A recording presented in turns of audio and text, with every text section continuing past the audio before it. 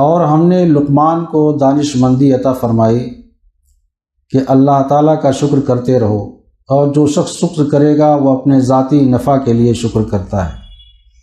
اور جو شخص ناشکری کرے گا تو اللہ تعالیٰ بے نیاز خوبیوں والا ہے۔ اور جب لقمان نے اپنے بیٹے کو نصیحت کرتے ہوئے کہا کہ بیٹا، خدا کے ساتھ کسی کو شریک نہ ٹھہرانا، بے شک شرک کرنا بڑا بھاری ظلم ہے، اور ہم نے انسان کو اس کے ماں باپ کے متعلق تاکید کی ہے۔ اس کی ماں نے ذوق پر ذوق اٹھا کر اس کو پیٹ میں رکھا، اور 2 برس میں اس کا دودھ چھوٹتا ہے کہ تو میری اور اپنے ماں باپ کی شکر گزاری کیا کر، میری ہی طرف لوٹ کر آنا ہے۔ اور اگر تجھ پر وہ دونوں اس بات کا زور ڈالیں کہ تو میرے ساتھ ایسی چیز کو شریک ٹھہرائے جس کی تیرے پاس کوئی دلیل نہ ہو، تو ان کا کہنا نہ ماننا، اور دنیا میں ان کے ساتھ خوبی سے بسر کرنا، اور اسی کی راہ پر چلنا جو میری طرف رجوع ہو۔ پھر تم سب کو میرے پاس آنا ہے، پھر میں تم کو بتا دوں گا جو کچھ تم کرتے تھے۔ بیٹا، اگر کوئی عمل رائی کے دانے کے برابر ہو، پھر وہ کسی پتھر کے اندر ہو یا آسمان کے اندر ہو یا وہ زمین کے اندر ہو، تب بھی اس کو اللہ تعالیٰ حاضر کر دے گا۔ بے شک اللہ تعالیٰ بڑا باریک بین اور باخبر ہے۔ بیٹا، نماز پڑھا کر اور اچھے کاموں کی نصیحت کیا کر، اور برے کاموں سے منع کیا کر، اور تجھ پر جو مصیبت واقع ہو اس پر صبر کیا کر، یہ ہمت کے کاموں میں سے ہے۔ اور لوگوں سے اپنا رخ مت پھیر، اور زمین پر اترا کر مت چل، بے شک اللہ تعالیٰ کسی تکبر کرنے والے، فخر کرنے والے کو پسند نہیں کرتے۔ اور اپنی رفتار میں اعتدال اختیار کر، اور اپنی آواز کو پست رکھ، بے شک آوازوں میں سب سے بری آواز گدھوں کی ہے۔ محترم حضرات، یہ سورہ لقمان کا دوسرا رکوع اور اس کا ترجمہ میں نے پڑھنے کی سعادت حاصل کی ہے۔ سورہ لقمان کے دوسرے رکوع کا جو تلاوت ترجمہ آپ نے سماعت فرمایا،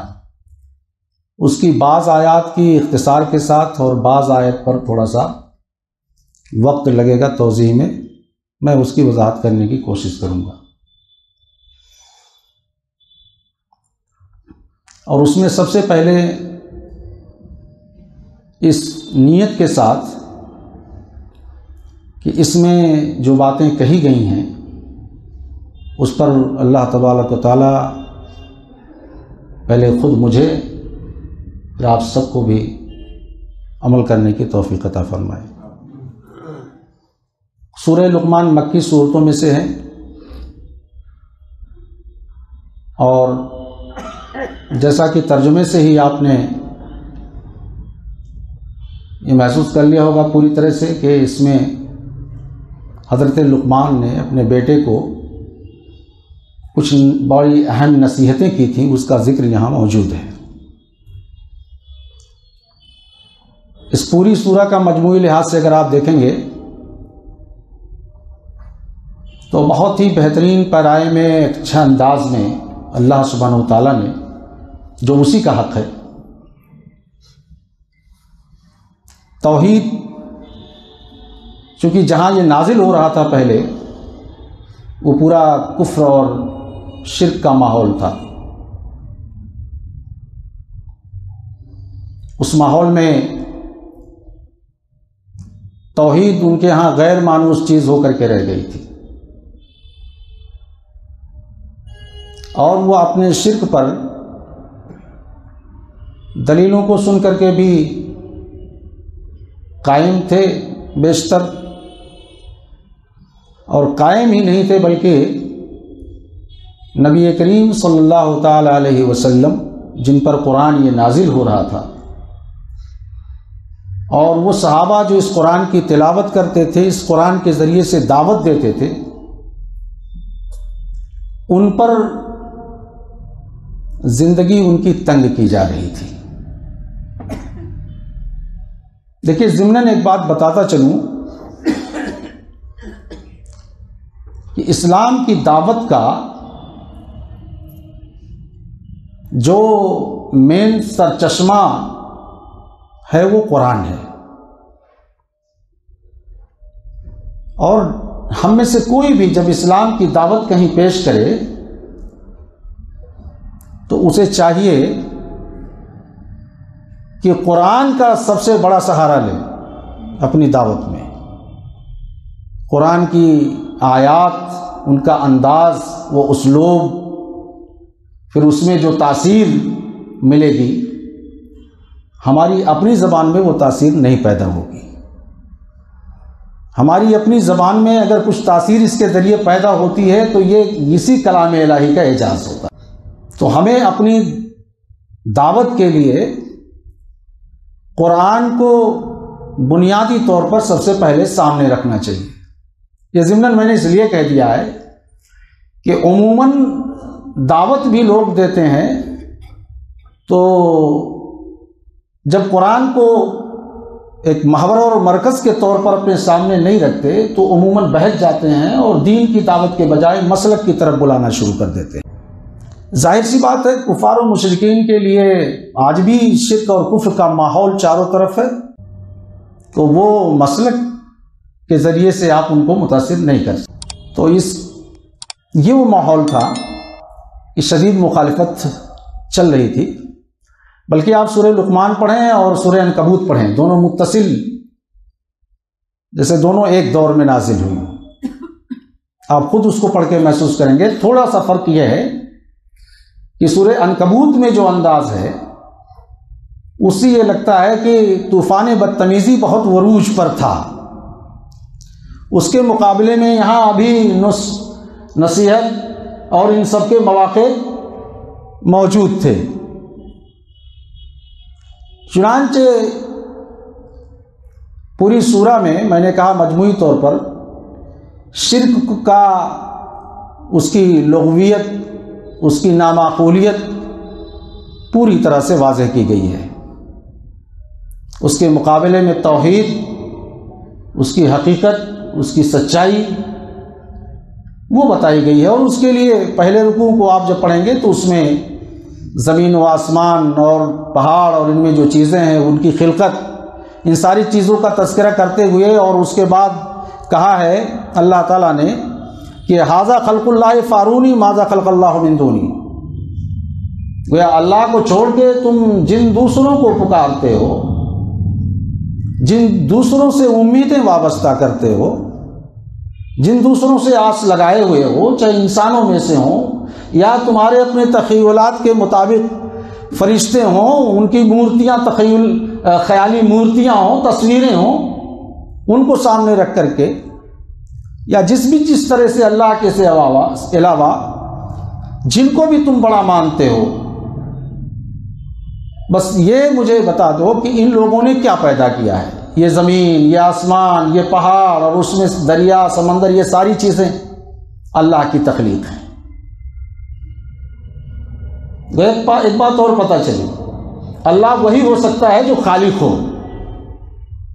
یہ جو خالقیت کی صفت ہے وہ صرف اللہ تبارک و تعالیٰ کی ہے. اللہ وہی ہو سکتا ہے جو رازق ہو.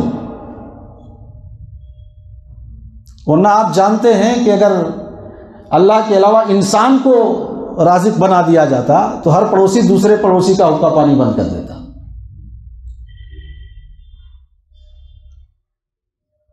تو بتایا کہ یہ سب اللہ کی تخلیق ہے. پھر اس میں انسان کو اپنے اندر غور کرنے کی بات کہی گئی ہے کہ انسان کی جو تخلیق ہے اور انسان کے اندر جو چیزیں ہم نے جو نعمتیں دی ہیں خود اپنے بارے میں غور کرے. پھر کہا گیا کہ یہ سب کچھ ان سب کے بشمول تمہیں بھی اللہ نے پیدا کیا ہے، اور تم جن لوگوں کو مانتے ہو، بڑا مانتے ہو، الوہیت کے مقام پر بٹھا کے رکھا ہے، ان کے بارے میں بتاؤ کہ ان کی تخلیق کیا ہے، ان کا کارنامہ کیا ہے. ساری چیزوں کو ایک طرف، اگر انسان جو قدرت کا اتنا بڑا شاہکار ہے، اگر انسان کو صرف سامنے رکھ دیا جائے اور انسان کے اندر جتنی چیزیں اللہ تعالیٰ نے جتنی نعمتیں دی ہیں تو بھی توحید کو سمجھنے کے لیے کافی ہے. ان چیزوں کو سامنے رکھ کر کے کہا ھذا خلق اللہ، یہ اللہ کی پیدا کی ہوئی چیزیں ہیں، انہیں اللہ نے پیدا کیا ہے. تمہارے ان معبودوں کے کیا پیدا کی ہوئی چیزیں ہیں وہ بتاؤ، وہ دکھاؤ. اب اس کے بعد دیکھیں ان کے یہاں ایک شخصیت گزری ہے لقمان، حضرت لقمان کی، جو بہت ہی حکیم و دانا آج بھی مشہور ہیں۔ ان کے نام پر کتنی دوائیں اور کتنی چیزیں بکتی ہیں آج بھی۔ تو چونکہ بہت سارا اس میں اختلاف ہے وہ کہاں کے تھے، لیکن ان اختلاف کے قطع نظر وہ بہرحال عرب میں مشہور تھے، وہ چاہے یمن کے رہنے والے ہوں، چاہے بعض مفسرین نے نوبہ جو کہ ایک مصر اور سوڈان کی سرحدوں سے ملتا ہے وہاں کے رہنے والے ہوں، بعض کے مطابق وہاں رہنے والے تو وہاں کے تھے لیکن پھر جا کر کے یہ مدین میں آباد ہو گئے تھے۔ القصہ مختصر یہ کہ ان کی حکمت و دانائی اور ان کی دانشمندی اور عقل مندی کے قصے بہت مشہور تھے جن لوگوں کے بیچ میں یہ کلام نازل ہو رہا تھا۔ یہاں تک کہ اس دور کے معروف شعراء، ان کے اپنے ادیب جن کا کلام ان کے درمیان سند کی حیثیت رکھتا تھا، مثلا امرؤ القیس، لبید، یہ وہی لبید ہے جس کے سامنے جب کلام الہی پیش کیا گیا، کلام الہی سننے کے بعد اس نے جو ہے اس کو اپنی شاعری بڑی مات پڑنے لگی، پھیکی لگنے لگی۔ کسی نے پوچھا لبید سے، لبید کیا بات ہے، آج کل شعر و شاعری بہت کم ہو رہی ہے؟ تو اس نے کہا تھا آباد القرآن، کیا قرآن کے بعد بھی اب کوئی ادب رہ گیا ہے؟ تو ان کے کلام میں بھی لقمان کی شخصیت کو ایک حکیم و دانا اور بہت ہی مشہور عقل مند کی حیثیت سے پیش کیا جاتا تھا۔ ان کے مقولے مشہور تھے، ضرب الامثال بن چکے تھے، وہ مثالیں دیتے تھے لوگ ان کے عقل مندی دانائی حکمت کی۔ اللہ تعالیٰ نے کہا اس وحی کے ذریعے کہ جس لقمان کو تم سراہتے ہو، جس کی دانائی اور حکمت و عقل مندی کو سند مانتے ہو، وہ بھی اس سے ہٹ کے کوئی بات نہیں کہتے تھے۔ ان کی وہ اور چیزیں تمہیں یاد رہیں، یہ چیز یاد نہیں رہ گئی تمہیں کہ انہوں نے اپنی زندگی میں توحید کے سلسلے میں کیا رویہ اختیار کیا، اور خود انہوں نے نہیں بلکہ ان کے بیٹے، وہ خود اپنے بیٹے کو نصیحت کرتے ہوئے وہ پوری نصیحت کا ذکر کیا ہے کہ خود ہی نہیں بلکہ اپنی اولاد کو وہ کیسا دیکھنا چاہتے تھے، اپنی اولاد کے سلسلے میں ان کی کیا سوچ تھی، ان کا کیا فکر تھا،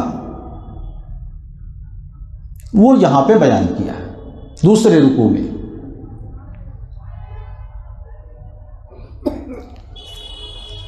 اب دیکھیے دوسرے رکوع کا آغاز یہاں سے ہوتا ہے کہ ہم نے لقمان کو بڑی حکمت عطا کی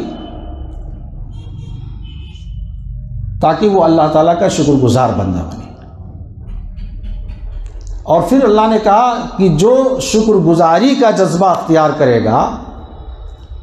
ایسا نہیں ہے کہ وہ اللہ پہ کوئی احسان کر رہا ہے، بلکہ وہ اس کا تقاضا ہے۔ جس منعم نے اس پر اپنی نعمتوں کی بارش کی ہے، جو اس کا خالق ہے، رازق ہے، اس کی ایک ایک سانس کا مالک ہے، اسے خود بندے کو کوئی اختیار نہیں ہے اس سلسلے میں، وہ اس بات کا مستحق ہے کہ اس کی عبادت کی جائے، اسی کا شکر ادا کی جائے۔ اگر کوئی کرتا ہے تو وہ اپنے لیے کرتا ہے، اور دیکھو لقمان نے ہمیشہ شکر گزاری کا جذبہ اختیار کیا۔ وہ بندہ ہمارا شکر گزاری کے جذبے سے سرشار رہا ہمیشہ۔ سو تمہیں بھی شکر کا رویہ اختیار کرنا چاہیے، اور شکر کا پہلا رویہ کیا ہے کہ اسی اللہ کی بندگی کرو، اسی اللہ کی بات مانو، اسی اللہ کے آگے جھکو، اسی کو بڑا تسلیم کرو بلا شرکت غیرے، کیونکہ اوپر کہہ دیا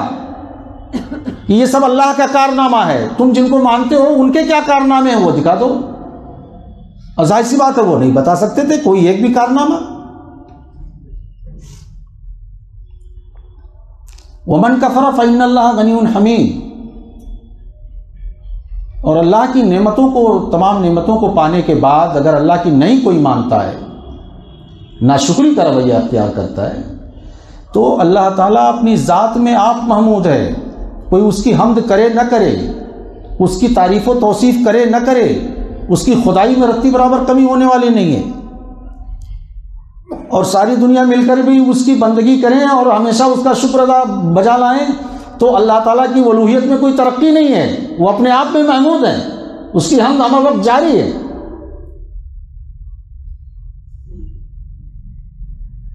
بھئی ہم جوہری نہ ہوں، تھوڑی دیر کے لیے ہم جوہری نہ ہوں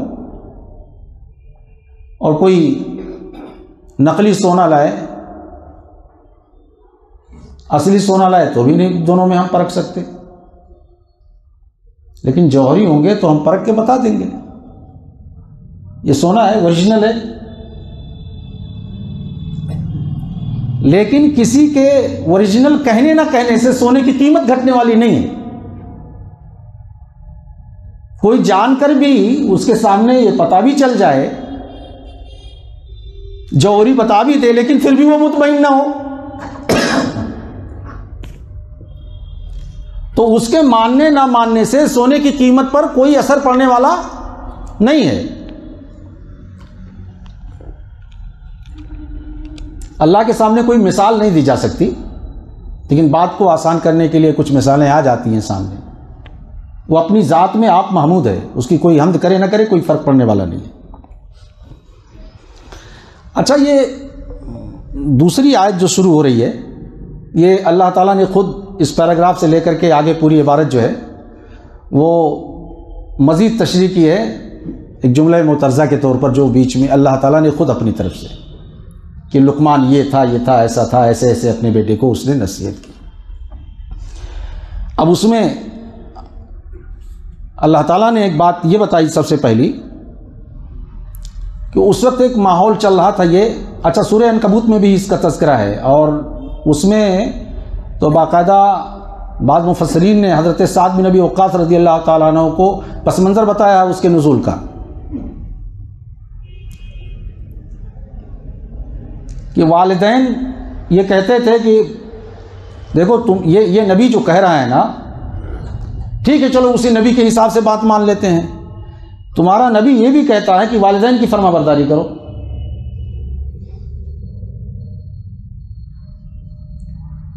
تو اب ماں کہتی میں یہ کہتی ہوں، یا باپ یہ کہتا میں یہ کہتا ہوں باپ کی حیثیت سے کہ تم محمد کی بات نہ مانو صلی اللہ تعالی علیہ وسلم، دیکھو تمہارے ہی رسول کے کہنے کے مطابق میں کہہ رہا ہوں یا کہہ رہی ہوں۔ تو ایک نفسیاتی حربہ تھا، اس کا استعمال ہو رہا تھا۔ تو اللہ سبحانہ و تعالیٰ نے فرمایا کہ ہم نے انسان کو تاکید کی ہے کہ ایک تو سب سے پہلا حق کیا اللہ کا ہے، ایک دوسری چیز اور پائیں گے قرآن میں اور بھی مقامات پہ ہے کہ اللہ کے حقوق جہاں بیان ہو رہے ہیں توحید کے متعلق، اسی سے اٹیچ منسلک جو ہے وہ والدین کے حقوق بیان ہو رہے ہیں۔ میں اس پر زیادہ وقت نہیں لوں گا، لیکن اس سے آپ سمجھ جائیے اس معاملے کی شدت کو کہ اللہ تعالیٰ اپنے حقوق کے بعد ترنت اس کے بعد ماں باپ کے حقوق بیان کر رہا ہے، ماں باپ کے ساتھ یہ رویہ رکھو۔ پھر یہاں یہ کہا کہ شرک کے علاوہ، حق کے علاوہ، یعنی حق سے اگر تمہیں مڑنے کی بات کر رہے ہیں والدین، تو اس میں نہیں مانی جائے گی والدین کی، ایک حد بنا دی، مقرر کر دی۔ لیکن اس کے علاوہ اگر اور معاملات میں تمہیں والدین کے ساتھ بہر صورت یہاں تک کہ وہ چاہے حالت کفر میں ہوں، حالت شرک میں ہوں، ان کے ساتھ حسن سلوک کرنا ہے۔ بس خیال اس کا رہے کہ وہ شرک کی دعوت دے رہے ہوں، کفر کی طرف بلا رہے ہوں، یہ ان کی بات نہیں مانی جائے گی۔ ایک حدیث یاد آتی ہے، اللہ کے رسول صلی اللہ علیہ وسلم نے فرمایا کہ لا طاعۃ لمخلوق فی معصیۃ الخالق، کسی بھی مخلوق کی اطاعت کی ایک حد ہے، جہاں اللہ کی نافرمانی ہو رہی ہو وہاں مخلوق میں سے کوئی بھی ہو، والدین ہی کیوں نہ ہو، وہاں ان کی نہیں مانی جائے گی۔ باقی دوسری صورت میں والدین کے ساتھ حسن سلوک کی بات کی گئی ہے۔ پھر اس میں بھی ماں کا بہت ابھرا ہوا پہلو بیان کیا گیا ہے کہ کس طرح سے 2 سال دودھ چھڑانے میں لگا، اس نے پیٹ میں رکھا، 9 ماہ پیٹ میں رکھا، پھر 2 سال دودھ چھڑانے میں لگے۔ یہ سب اس میں سے جو بھی صاحب اولاد ہیں وہ اپنی بیویوں کو جانتے ہوں گے اور اچھی طرح سمجھتے ہیں کہ کس بچے کی پرورش ماں کا پیٹ میں رکھنا وہیں سے، اور اس کے بعد اس بچے کا وجود میں آنا، اور اس کے بعد 2 سال 3 سال کتنی محنت اور مشقت کے ہوتے ہیں ماں کے لیے۔ باپ کے مقابلے میں ماں پر زیادہ بار پڑتا ہے۔ لیکن کہا کہ یہ اگر تجھے شرک پہ آمادہ کرے، ما لیس لک بہ علم، جس کی ان کے پاس کوئی علم نہیں، جس کا کوئی علم سند نہیں ہے ان کے پاس،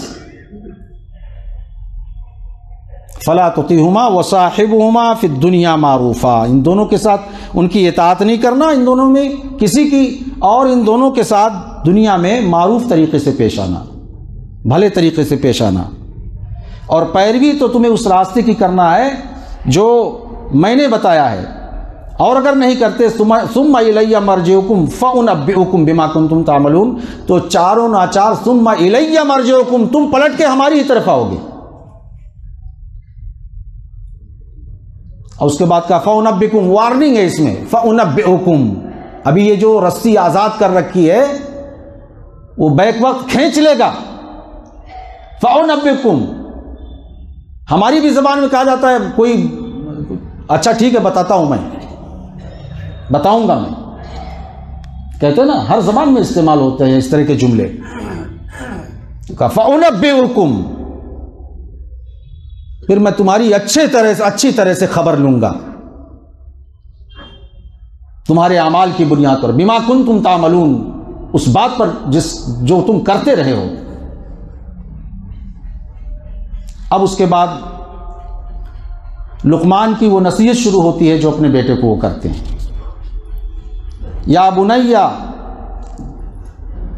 انہا ان تک مثقال حبۃ من خردل فتکن فی صخرۃ او فی السماوات او فی الارض یأتی باللہ ان اللہ لطیف خبیر۔ ایک نقطہ نظر تب بھی تھا، اب بھی ہے بہت سارے لوگوں کا، ہم مر جائیں گے، سڑ جائیں گے، ہڈیاں گل جائیں گی، خاک میں مل جائیں گے، راکھ بن کے اڑ جائیں گے، یا ایک نقطہ نظر یہ ہے کہ آخرت حشر و نشر برپا ہی نہیں ہونا ہے، اگر وہ ہو بھی گئی تو خاک میں ہماری ہڈیوں کو گل سڑ کے ملنے کے بعد کون کیا کر سکتا ہے، راکھ بن کے اڑ جائیں گے، کیا ہو سکتا ہے۔ تو اپنے بیٹے کو نصیحت کرتے ہوئے لقمان کہتے ہیں کہ میرے بیٹے، وہ کوئی بھی دانہ رائی کے برابر کیوں نہ ہو، وہ چاہے کسی پتھر کے اندر ہو یا آسمانوں میں ہو یا زمین میں ہو، زمین کی تہوں میں ہو، یأتی بہ اللہ، اللہ تعالیٰ اس کو باہر نکال لائے گا۔ اچھا، پھر اس کی اور مثالیں قرآن میں دی گئی ہیں، تم کو پہلی بار پیدا کرنا آسان تھا یا دوسری مرتبہ، تو وہ سب اللہ تعالیٰ، ایحسب الانسان ان لن نجمع عظامہ، کیا انسان اس گمان میں ہے کہ ہم اس کی بوسیدہ ہڈیوں کو پھر اکٹھا نہیں کر سکتے؟ کہا بلا قادرین علی ان نسوی بنانا، تم اکٹھا کرنے کی بات کر رہے ہو، ہم تو اس پر قدرت رکھتے ہیں کہ اکٹھا ہی نہیں بلکہ تمہارے پور پور کو پھر اسی طرح درست کر دیں گے۔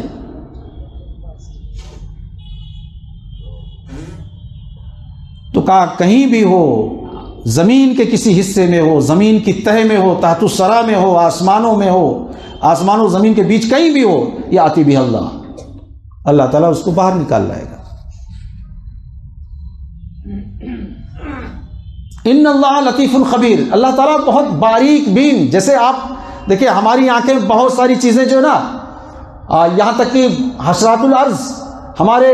آس پاس چلتے ہیں، تمام پھیلے ہوئے ہوتے ہیں. یہ بہت سارے جو جراثیم ہم دیکھ نہیں پاتے، لیکن جب خوردبین لگا کے دیکھا جاتا ہے تو وہ دکھتے ہیں. تو ہماری آنکھ تو یہی جو چیز ہمارے سامنے ہوتی ہے، ہمارے آنکھوں کے اندر یہ پاور نہیں ہے کہ ہماری آنکھیں اس کو دیکھ سکیں. تو فرماتے ہیں کہ اللہ تعالیٰ بہت ہی باریک سے باریک چیزوں کی بھی خبر رکھتا ہے، اس کو دیکھتا ہے. اب اس کے بعد کہا یا بنی اقم الصلاۃ وامر بالمعروف وانہی عن المنکر واصبر علی ما اصابک ان ذلک من عزم الامور. اے میرے پیارے بیٹے، اقم الصلاۃ، نماز قائم کر. دیکھیں بدنی عبادات میں جو اللہ کے سامنے بہت ہی خاکساری اور تذلل کا جو مظاہرہ جس کے ذریعے سے ہو سکتا ہے کہ اب اس سے زیادہ پستی میں نہیں جا سکتے ہم. نماز کے جو حرکات و سکنات ہیں وہ یہ ظاہر کرتے ہیں. آپ بتائیں انسان اس سے زیادہ پستی میں کیا جا سکتا ہے کہ کسی کے سامنے اپنا سر رگڑ دے، سر پٹک دے. تو اس وجہ سے اس قادر مطلق کی رضا اور خوشنودی کے لیے اس نے جو عبادت کا طریقہ دیا بندوں کو، اپنی بندگی کے اظہار کا جو طریقہ دیا، ان طریقوں میں سب سے اعلیٰ طریقہ نماز کا ہے. اس وجہ سے آپ دیکھیں کہ ہر انبیاء، یہ نبی نہیں تھے، نبی بالکل نہیں پتہ چل رہا کہ یہ نبی تھے، اللہ کے ایک برگزیدہ نیک بندے تھے، اللہ کے شکر گزار بندے تھے. یہ اپنے بیٹے کو نصیحت کر رہے ہیں نماز قائم کر بیٹا. اب نماز کی اس وقت جو بھی کیفیت، جو بھی حیت، جو بھی ماہیت رہی ہو، لیکن اس میں یہ کیفیات تھی کہ ہماری عبودیت کا انتہائی جو اظہار کا طریقہ ہو سکتا تھا وہ جسمانی طور پر اللہ کے حضور وہ اظہار کرنے کا طریقہ ہے نماز. اے اللہ ہم تیرے اتنے کمزور بندے ہیں کہ اب اس سے بڑا ثبوت نہیں دے سکتے. پروردگار یہ جو سرے ناز تو نے پیدا کیا ہے، جو کبھی دنیا میں کسی کے آگے جھکتا نہیں، وہ ہم نے پٹک دیا ہے تیرے آگے میرے مولا. کہاں نماز قائم کر. نماز پر بڑی تقریریں ہوتی ہیں، بہت زیادہ ہمارے ہاں ہوتی ہیں. نماز پہ، روزہ پہ، رمضان کا مہینہ آنے سے ایک مہینہ پہلے روزے پہ بڑی تقریریں شروع ہو جاتی ہیں. نماز کا تو مسلسل ماشاءاللہ ہوتا رہتا ہے تذکرہ، لیکن آگے جو حصہ ہے آیت کا اس پر توجہ کم. اس کا ایک جز میں اس پر زیادہ فوکس کروں گا. اب وقت بھی سمٹ گیا ہے، 6 منٹ رہ گئے ہیں، تو سب پہ تو نہیں ہو پائے گا، مگر اس پر تھوڑا سا میں وقت لوں گا، 2-4 منٹ. اور کیا حکم دیا؟ وَأَمُرْ بِالْمَعْرُوفِ، اور لوگوں کو معروف کا حکم کر. معروف بحیثیت مجموعی تمام بھلائیوں کا نام معروف ہے. وہ اول دن سے لے کے آج تک جتنے بھی انسان جن کو بھلائیاں اور نیکی کا جو تصور انسان کا ہو سکتا ہے وہ ہے معروف، اور اس کے بالمقابل جو چیزیں ہیں وہ ہے منکر. معروف کا حکم کر. ہمارے ہاں معروف کا حکم بہت ہوتا ہے، لیکن جو دوسرا جز ہے ونہا عن المنکر، اور منکر سے روک لوگوں کو. معروف کا حکم دے. دیکھیں قرآن میں جہاں جہاں آیا ہے کنتم خیر امت، اس امت کو ایک ذمہ داری دیتے ہوئے اللہ نے کہا کنتم خیر امت اخرجت الناس تأمرون بالمعروف وتنہون عن المنکر. تم بہترین امت اس لیے ہم نے تم کو بنایا ہے کہ تم نے معروف کا حکم دو گے اور منکرات سے لوگوں کو روکو گے. ایک فلسفہ یہ چل پڑا ہے مسلمانوں میں، اور اس کے لیے مثال دیتے ہیں کہ معروف تو ہم نے ایک چراغ جلایا، اندھیرا آٹومیٹکلی ختم ہو گیا، اندھیرا بھگانے کے لیے ہمیں اور کچھ کرنا ہی نہیں پڑے گا۔ لیکن جو چراغ آپ نے جلایا ہے اس کی حیثیت کیا ہے؟ اس چراغ کی حیثیت کیا ہے؟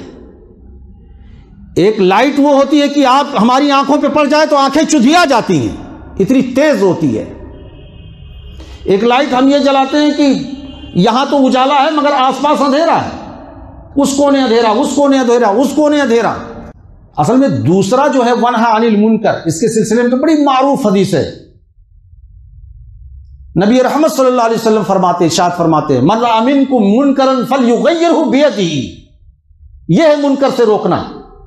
معروف اچھے اچھے کاموں کا حکم دینا، اچھا اس میں بھی ایک چیز رہ گئی ہے، ہم حکم تو دیتے ہیں لیکن بنی اسرائیل کی طرح خود اس پر عمل کرنا نہیں چاہتے۔ اتأمرون الناس بالبر وتنسون انفسکم، تم لوگوں کو تو لچھے دار باتیں، بڑی اچھی اچھی باتیں بتاتے ہو، وتنسون انفسکم، لیکن خود کو اس سے بری سمجھتے ہو، بھول جاتے ہو کہ میرے لیے بھی ہیں۔ تو لچھے دار خطیب ایک سے ایک ملیں گے، لیکن جب ونہا عن المنکر، جب اب منکر سے روکنے کی بات آئی، خود آپ لوگ سینے پہ ہاتھ رکھ کر کے بتا دیں کہ اس پورے ملک میں جہاں کی ہر طرف طوفان بدتمیزی برپا ہے، شرک اور کفر کا ماحول چاروں طرف ہے، اس کے علاوہ بحیثیت ایک ملت کے ہم دیکھیں تو ہمارا کیا حال ہے، ہم کس مقام پہ ہم کو لا کے کھڑا کر دیا گیا ہے، ہمارے ساتھ کیا رویہ جائز کیا گیا ہے، ساری چیزوں کو آپ دیکھیں، ونہا عن المنکر کا کام ہو رہا ہے۔ کہا من رأى منکم منکرا فلیغیرہ بیدہ، تم میں جب کوئی کہیں منکر کام دیکھے تو پہلے اس کو اپنے ہاتھوں سے روکے، اپنے ہاتھوں سے بدلے اس کو۔ ہم آخر والا یاد رکھتے ہیں، اس حدیث میں جو بتایا گیا ہے آخر والا۔ ہم مریل دین پسند کرتے ہیں، مریل اسلام، مریل عقیدہ، مرجھایا ہوا عمل۔ فرمایا فلیغیرہ بیدہ، تو پہلے اس کو اپنے ہاتھ سے روکو۔ اسی سڑک پر کس کی بھی بیٹی ہو، کس کی بھی بہن ہو، کس کی بھی ماں ہو، اگر غلط رویہ یا ایک کوئی بھی انسان ہو، کسی بھی دھرم کا ہو، کسی بھی کاسٹ کا ہو، اگر ظلم و بربریت کا شکار ہو اور معلوم ہو جائے کہ اس کے ساتھ ظلم ہو رہا ہے، ایک مسلمان پر یہ واجب ہے کہ اس کی مدد کرے جس بھی حیثیت سے۔ اگر وہ کوشش کرے اس بات کی، خود اپنے 10 ہاتھ اور بلا لے، مل کے روکے اس کو، کوئی روکنے والا نہیں ہے۔ فَلْيُغَيِّرْهُ بِيَدِهِ، اس کو اپنے ہاتھوں سے روکے۔ فَإِن لَّمْ يَسْتَطِعْ، اچھا اس آیت کو بھی، اس سلسلے میں بھی آیت کا جو آگے حصہ ہے نا، کہ اس کے لیے بڑا دل گردے کا کام ہے، یہ بڑے حوصلے والا کام ہے، یہ مردہ دل لوگ نہیں کر پائیں گے، نہیں انیل منکر کا کام، پھسپھسے ایمان والے نہیں کر پائیں گے۔ ان کا وہ ایمان ہو جو پہاڑ اور چٹان کی طرح مضبوط ہو، وہ لوگ کر پائیں گے، اس کو کریں گے، اور کرنا ہے۔ فَإِن لَّمْ يَسْتَطِعْ فَبِلِسَانِهِ، اگر ہاتھ سے روکنے، بھائی ایسا مرحلہ آ سکتا ہے کہ چلو میں اکیلا ہوں، نہیں روک پا رہا ہوں، میں ان کے سامنے کمزور ہوں، ظلم کو اکیلا نہیں روک پا رہا ہوں، فَبِلِسَانِهِ، تو زبان کی حد تک اس کو برا کہو، کیوں بھائی یہ کیا کر رہے ہو، بھائی کیوں ظلم کر رہے ہو فلاں۔ لیکن ہم یہ کہتے ہیں اگر یہ کہیں گے، اگر پڑوس میں ایک پڑوسی دوسرے پر ظلم کر رہا ہے تو ہم کہیں گے اس پڑوسی کے سلسلے میں اگر ہم کچھ بول دیں گے تو دوسرے پڑوسی کیا ہماری چائے پانی، ہمارا چائے پانی، اللہ کے مقابلے میں چائے پانی کو اتنی اہمیت، اللہ کے مقابلے میں ایک وقت پکوڑی اور چائے کے لیے، ایک وقت کھانے کے لیے اتنی اہمیت اس کو کہ زبان سے بھی روکنے سے گئے ہم۔ جان لیجیے ایسی قومیں ہی عذاب کا شکار ہوتی ہیں۔ وقت نہیں ہے، نہیں تو پھر وہ بخاری کی روایت میں بیان کرتا آپ کے sامنے، ایسی بھی قومیں عذاب کا شکار ہوتی ہیں۔ اس کے بعد کہا فَإِن لَّمْ يَسْتَطِعْ فَبِقَلْبِهِ، کچھ لوگ ہوتے ہیں نا جو برائی کو، منکرات کو برا سمجھنا ہی چھوڑ دیتے ہیں، تو کہا کم سے کم تم دل کی حد تک تو برا سمجھو کہ یہ برا ہی ہو رہا ہے، اور برا ہو رہا ہے دل سے جب سمجھنا ہوگا کہ آدمی پھر اس کی صحبت اس انداز سے نہ اختیار کرے کہ اس کو پتہ ہی نہیں چلے کہ یہ میرے اعمال کو برا سمجھ رہا ہے۔ اور فرمایا جانتے ہیں کہ آخر میں وذالک اضعف الایمان، او کما قال علیہ الصلوۃ والسلام، یہ ایمان کا کمزور ترین، یہ آخر میں جو کہا ہے یہ ایمان کا کمزور ترین حصہ ہے۔ تو یہ محترم بزرگوں دوستو لقمان علیہ السلام کے ایک نصیحت تھی، اور جو ہمارے لیے بہت کارآمد ہے۔ انہوں نے اپنے بیٹے کو، ہم باپ کی حیثیت سے سوچے ہم اپنی اولاد کو کیا نصیحت کرتے ہیں، انہیں کیا دیتے ہیں؟ کیا انہیں توحید کی وہ تعلیم دیتے ہیں جو قرآن میں ہے؟ شرک کی خرابیوں کو، اس کی برائیوں سے، اس کے لغویات سے اور اس کے معاملات سے ہم اپنے بچوں کو آگاہ کرتے ہیں؟ پھر یہ معروف اور نہی عن المنکر کا فریضہ کیا انجام دیتے ہیں؟ اگر نہیں دیں گے تو ہم خود اس کے شکار ہو جائیں گے۔ اللہ تعالی ہمیں محفوظ رکھے۔ ربنا تقبل منا انك انت السميع العليم وتب علينا انك انت التواب الرحيم، وصلى الله تعالى على خير خلقه محمد وآله وصحبه اجمعين برحمتك يا ارحم الراحمين، والسلام عليكم ورحمة الله۔